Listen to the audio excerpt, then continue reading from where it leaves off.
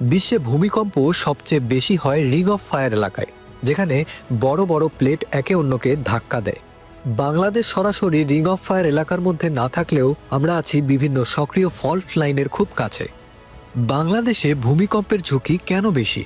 কারণ আমাদের দেশটি 3টি সক্রিয় ভূমিকম্পের ফাটল রেখার খুব কাছেই অবস্থিত।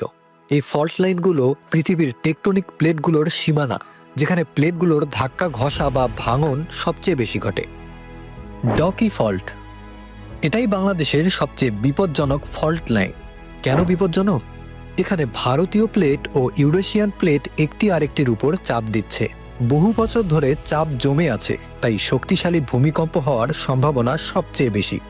বিজ্ঞানীরা বলছেন এই এলাকাটি 8 মাত্রার বড় ভূমিকম্প উৎপন্ন করতে সক্ষম।